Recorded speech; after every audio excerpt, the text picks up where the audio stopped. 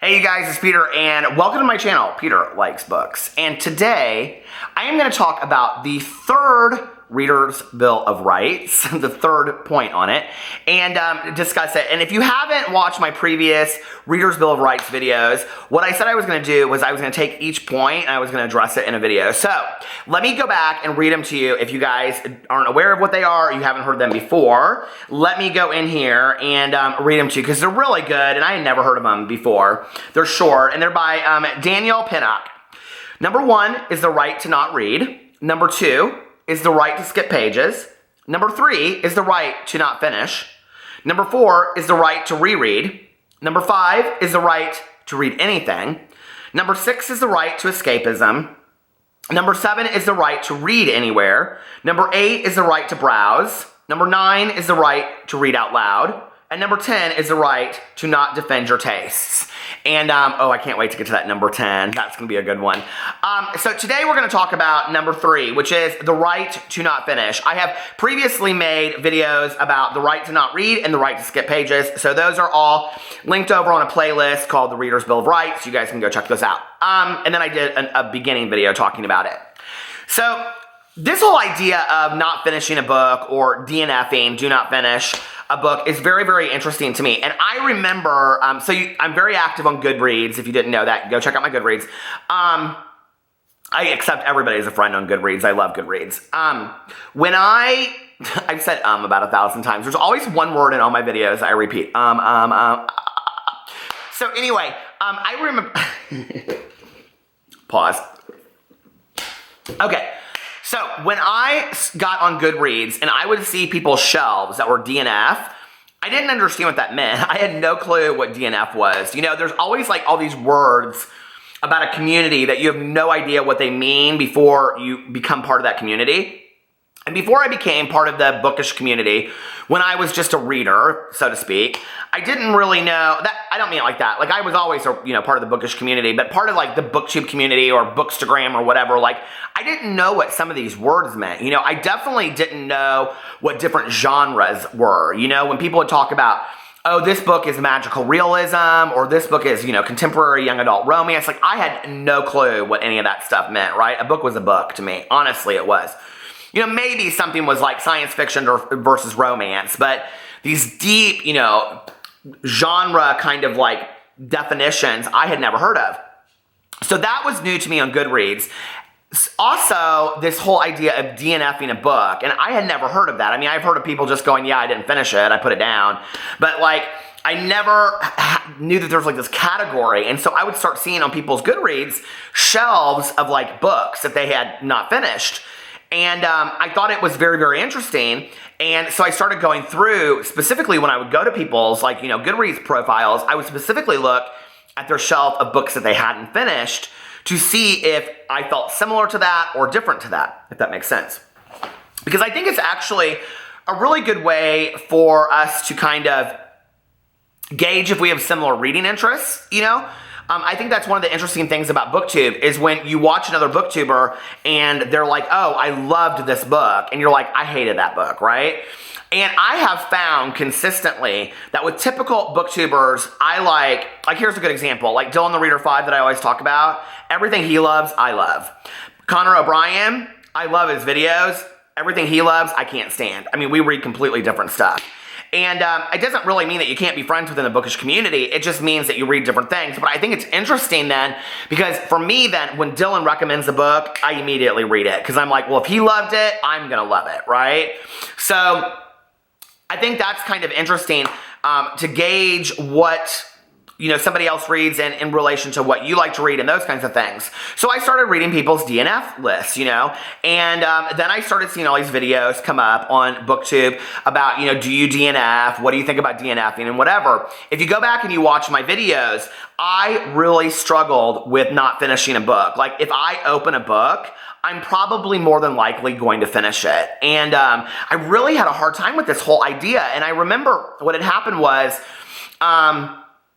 probably like 3 or 4 years ago, oh God, no, I'm like really, okay, probably 10 years ago, 2 books I was reading within the same year. One was Atlas Shrugged, and the other one was 100 Years of Solitude. And both of them have been recommended to me numerous times as life-changing books. I had read The Fountainhead and was not, like, the one thing I got out of reading The Fountainhead was that I was very proud that I could say that I had finished The Fountainhead. Have you guys ever seen it? I mean, it's probably 1,100 pages, and every page is like the smallest lines you've ever seen in your entire life. I mean, it took some time to get through that book. And 100 Years of Solitude, I could not get into it. I've talked about that on here before. And I really struggled. And especially with 100 Years of Solitude, I'm sorry, you guys, my allergies are driving me nuts. With 100 Years of Solitude, I even went through and counted how many pages there were, and then split it up into 6 weeks, and divided how many pages I had to read a day to finish that book in 6 weeks, and still did not finish it. And I finally put it in the basement in a box so I wouldn't have to see it. Do you guys have to do that with books that you DNF? I kind of have to do that. They have to be out of sight, you know what I mean? Out of sight, out of mind. I can't have them in front of me. And it's really hard for me because once I read so much of a book, I feel obligated to finish the book. Now, if I read past 100 pages, I'm gonna finish the book, whether I like the book or not. That's one of my rules. Because I feel like I've invested so much time in it that I'm not gonna just throw it down, you know what I mean? But then I end up disliking books a lot. And I know a lot of people like the book, The Woman in Cabin 10, and but I really disliked that book. And not because it was problematic or anything like that. I just didn't enjoy the mystery of it. And I probably should have DNF'd that book about a fourth of the way through, and then just would have been yeah, it's whatever, it's an okay mystery, I just didn't finish it. But I ended up reading it and then kind of got a reader's resentment towards it, if that makes sense. Do you guys ever do that? You get a resentment towards reading a book because you feel like you have to finish it? So after that, and right on the heels of that, this is so corny, I'm so embarrassed to even admit that I started this book. I had gotten Joey Graceffa's My Pixelated Life, which is his autobiography. Okay, it's written for a 10-year-old, first of all. And so I got it, and I remember I was sitting outside reading it, and I was this is so bad. This is really bad, okay? And I just could not get into it. And I thought it was gonna be a lot of these other YouTubers' autobiographies that I had read, like Tyler Oakley's and Shane Dawson's, and that I would really enjoy it. Oh, no. It's not that, let me just tell you. So, and that was 2 books right away that I was I can't do this. Well, after that was when I did a video about DNFing books, why I struggle with it. So many people were so kind, and a lot of people reached out to me and said, this was a process. I mean, this sounds so corny in the grand scheme of the world, but to those of us that are readers, you'll know what I mean. When you go in and you invest money in a book, or you go and you get a book from a library, and then you put some time and energy into getting excited about it, and then to read it, to just put it down, it's kind of hard. At that point, I've got some kind of emotional attachment to this book, whether I want to admit it or not, or no matter how corny that sounds, I do, But at this point, what I do is, I just I take the bookmark out of the book and I go put it away, or I go give it to somebody or whatever. Chances are, one of 2 things happens. Either Helter Skelter. I have tried to read Helter Skelter so many times. I love Helter Skelter, okay? I love when I'm reading it. It just is such a massive work that when I have 5 or 6 other things that I could finish in the meantime, I'm I put it on the back burner. And then it sits there for a month. So I just take out the bookmark and I put it in my shelf, and I'm I'll read it next summer. Will I read it? Yes, I'm intrigued to read it. It's not a book for me that I have no desire to read. It's not a book that I just don't want to finish. It's just a book that I don't have the time in my life right now to make that kind of commitment to.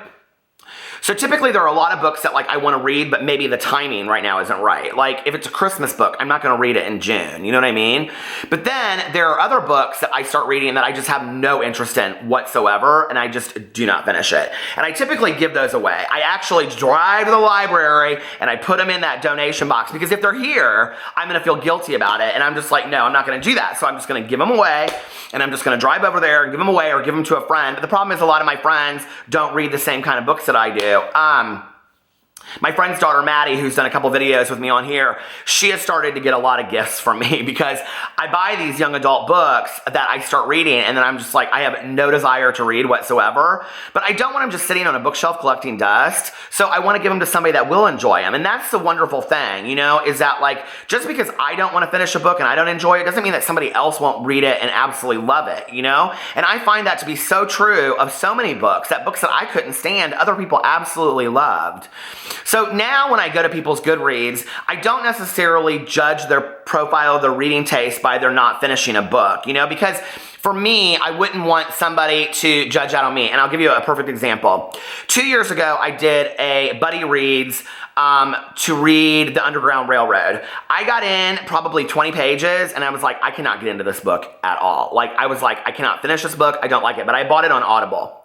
So I just kind of left it there. And it's really hard for me to just delete an Audible book and be like, I'm not going to read it. So I came back to it about 6 months later. Now, if you guys know from 2017, that ended up becoming one of my favorite books of last year. I think it's one of the most important books that is out there currently. I love The Underground Railroad. But the second time that I read it, I was really in a state of mind. I was really in a mood to read that. I wasn't the first time. And so I think it has a lot to do with my tastes. So I don't know.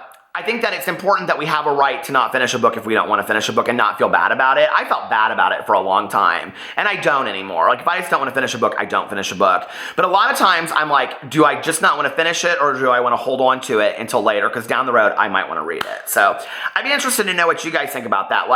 Do you get rid of your DNF books? Do you have a hard time DNFing a book? If not, do you think I'm crazy for saying this? And has it been a process for you? Let me know in the comment section below. I love you guys, and I will see you tomorrow. Bye.